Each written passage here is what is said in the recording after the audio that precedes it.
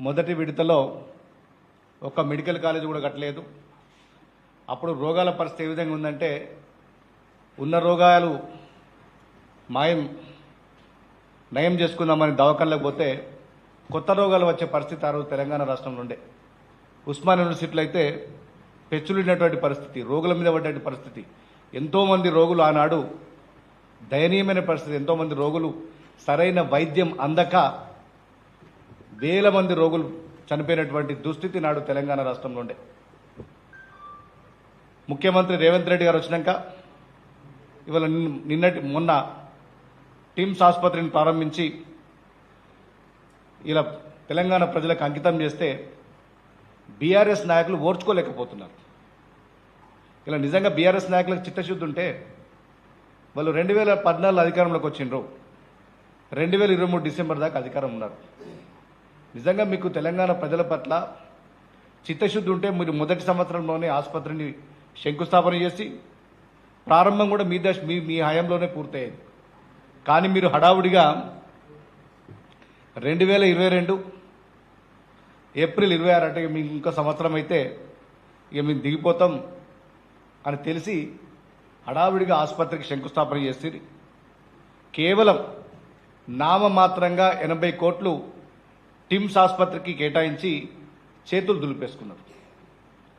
రేవంత్ రెడ్డి గారు కాంగ్రెస్ పార్టీ ప్రజాప్రభుత్వం అధికారంలోకి వచ్చినాక దానికి 1126 కోట్లు ఖర్చు పెట్టి ఇలా అధునాతనంగా సనత్ నగర్లో టిమ్స్ ఆసుపత్రిని ప్రారంభం చేస్తుంటే బీఆర్ఎస్ నాయకులకు ఇలా నిజంగా ఏడుపులు పెడబొబ్బులు. కాంగ్రెస్ పార్టీ ప్రభుత్వానికి మంచి పేరు వస్తుంది, మేము ఆనాడు చేయలేకపోయినాం, మాది చాతగాని ప్రభుత్వం అని చెప్పి మీకే ప్రూవ్ చేసుకుంటున్నారు. ఇలా నిజంగా మీరే కనుక పూర్తి చేస్తే మీరు ఎందుకు ప్రారంభోత్సవం చేయలేకపోయినరు? మీరు ఎంతసేపు చిత్తం శివుని మీద భక్తి చెప్పుల మీద అన్నట్టు బీఆర్ఎస్ నాయకులు ఎంతసేపు శాంక్షన్ ఇవ్వాలి, టెండర్లు వేయాలి, ఆ టెండర్లలో కమిషన్లు దొబ్బాలి. ఇది వాళ్ళ నీతి. మీరు ఏ హాస్పిటల్ చూసుకుని అంతే. మేము 4 టిమ్స్లు పెట్టినాం, వరంగల్లో పెద్ద హాస్పిటల్ పెట్టి. ఇలా మా చొప్పదండి నియోజకవర్గంలో కూడా జీవో ఇచ్చిండ్రు, జీవో వరకే ఇచ్చిండ్రు. ఇలా నేను ఎమ్మెల్యేనాక మా కాంగ్రెస్ పార్టీ ప్రజాప్రభుత్వం అధికారంలోకి వచ్చినాక దాన్ని మొదలు పెట్టినాం. ఇలా ప్రతి చోట కూడా జీవోలు ఇవ్వాలి, టెండర్లు వేయాలి, కమిషన్లు దొబ్బాలి. ఇది బీఆర్ఎస్ఎల్ హయాంలో జరిగినటువంటి అవినీతి భాగోతం అందరికి తెలుసు. అందుకే ప్రజలు కర్రు కాల్చి వార్త పెట్టిండ్రు. ఇలా ప్రతిదానికి రాజకీయం చేయాలి, ప్రతిదానికి ముఖ్యమంత్రి గారి బదనం చేయాలి, కాంగ్రెస్ పార్టీ ప్రజాప్రభుత్వాన్ని బదనం చేయాలి. ఇదే ఒక ఎజెండాగా పెట్టిండ్రు. ఇలా నిజంగా రాజకీయాలంటే ఒక ప్రజాసేవ. కానీ బీఆర్ఎస్ రాజకీయాల్లోకి వచ్చినాక అది పూర్తిగా అధికారం, అవినీతి, అక్రమార్జన, ఈ 3 పదాలకే బీఆర్ఎస్ పార్టీ పరిమితమైంది. ఎంతసేపు ఎదుటి వ్యక్తి అక్రమాలు చేస్తున్నాడు, అవినీతి చేస్తుండని చెప్పి వాళ్ళను టార్గెట్ చేసి మాట్లాడు. దానిలో నిజానికి కూడా ఏముండదు. టిమ్స్ హాస్పిటల్ ముఖ్యమంత్రి రేవంత్ రెడ్డి గారు ప్రారంభించారు. ఇప్పుడు మీకు ఏం పని అక్కడికి పోతారు బీఆర్ఎస్ ఎమ్మెల్యేలు? ఇలా హరీష్ రావు గారు ఆ రోజు ఆరోగ్య మంత్రి ఉండే, ఆయన నిజంగా పూర్తి చేస్తుంటే ఆయన చేసేటోళ్ళు, లేకపోతే కేసీఆర్ గారు దాన్ని ప్రారంభోత్సవం చేసేటోళ్ళు. ఇప్పుడు ఏం అవసరం ఉంది?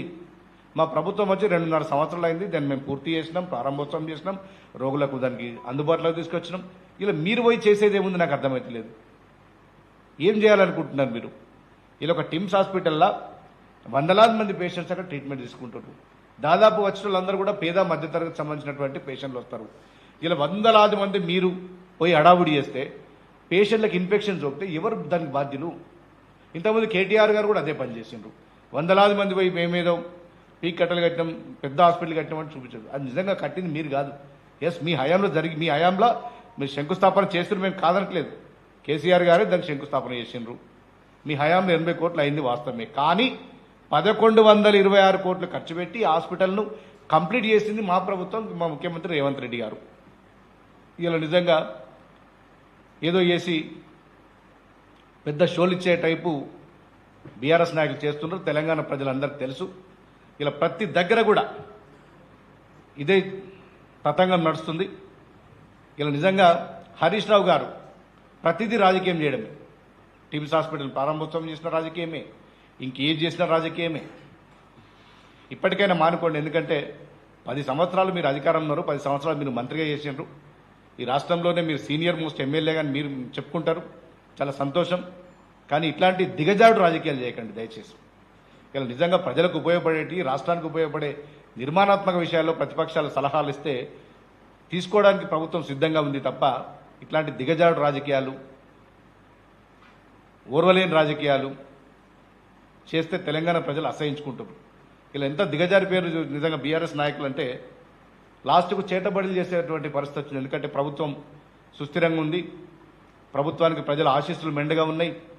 ఏ ఎన్నికలు వచ్చినా కాంగ్రెస్ పార్టీ ఇక్కడ అప్రతిహతంగా గెలుస్తుంది, ఇక మాకు రాబోయే ఎన్నికల్లో పుట్టగతులు ఉండవని చెప్పి బీఆర్ఎస్ నాయకులు గ్రహించి చివరికి చేతబడి చేసేటువంటి నీచ స్థాయి కూడా బీఆర్ఎస్ పార్టీని నాయకులు దిగజారింది.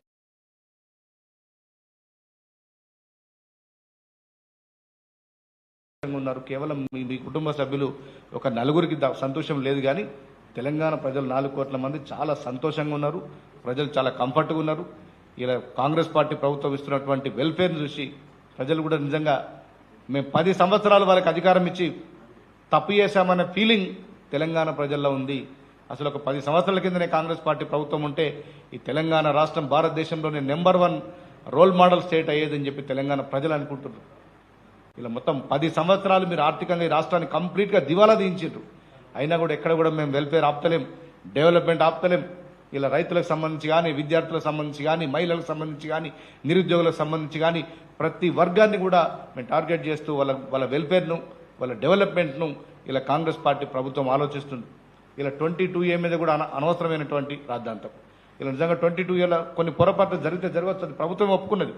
ముఖ్యమంత్రి గారు కూడా కింది స్థాయి అధికారులకు చెప్పిన ఎట్టి పరిస్థితుల్లో ఏ ఒక్కరికి కూడా అన్యాయం జరగద్దు, మీరు వెంటనే కరెక్షన్ చేయండి, ఇలా ప్రైవేట్ ప్రాపర్టీస్ను తక్షణమే మీరు రిజిస్ట్రేషన్ ప్రాసెస్ ఇనిషియేట్ చేయండి అని చెప్పి ముఖ్యమంత్రి గారు క్లియర్ ఇన్స్ట్రక్షన్ ఇచ్చిండ్రు. రెవెన్యూ మంత్రి గారు కూడా చెప్పిండ్రు, ఎక్కడ పొరపాట్లు జరగనివ్వం, పొరపాట్లు జరిగితే సరిదిద్దుకుంటామని చెప్పిండ్రు. అయినా కూడా మీరు దాంట్లో కూడా రాజకీయం, ఎందుకంటే జనంలా ఒక విషయాన్ని నింపి ఒక ఆందోళన క్రియేట్ చేసి వీళ్ళు ఆనందపడేటువంటి ఒక నీచ బుద్ధి బీఆర్ఎస్ నాయకులకు ఉంది. ఇలా నిజంగా ఇది ఎంతవరకు కూడా మంచిది కాదు. ఎట్టి పరిస్థితుల్లో కూడా తెలంగాణ ప్రజలు ఏ విషయంలో కూడా ఆందోళన చెందకండి. ఇక్కడ ఉన్నది రేవంత్ రెడ్డి గారి సర్కార్, ఇక్కడ ఉన్నది ప్రజాప్రభుత్వం. ప్రజలకు అన్యాయం జరిగే పని ఏ ఒక్కటి కూడా కాంగ్రెస్ పార్టీ ప్రభుత్వం తీసుకోదు. ఎక్కడెక్కడ చిన్న చిన్న పొరపాట్లు జరిగినా, గ్యాప్స్ ఉన్నా కూడా మేము ఖచ్చితంగా సరి చేసుకొని ప్రజలకు మేలు చేసే విధంగా ఈ ప్రభుత్వం ఆలోచిస్తుంది. ఇది ముమ్మాటికి తెలంగాణ ప్రజల సంక్షేమం కోసం ఆలోచించేటువంటి సర్కార్, తెలంగాణ ప్రజల సంక్షేమం కోసం, అభివృద్ధి కోసం ఆలోచించే సర్కార్. ఇది మీ సర్కార్, మన సర్కార్. ఖచ్చితంగా దీని అందరూ కూడా ఇలా కాంగ్రెస్, వీళ్ళ బీఆర్ఎస్లో, బీజేపీలో ఏదో విషం మాటలు చెప్పి ఇలా ఆనందపడాలని చూస్తున్నారు. మీ మెదల్లో విషం నింపాలని చెప్పి తెలంగాణ ప్రజలకు చేయడానికి ప్రయత్నిస్తున్నారు. ఖచ్చితంగా ఎట్టి పరిస్థితుల్లో వాళ్ళ ఆటలు సాగనివ్వద్దు. అట్లాంటి వాళ్ళ మాయలో మనం తెలంగాణ ప్రజలు పడొద్దని చెప్పి చెప్తున్నాను. Thank you.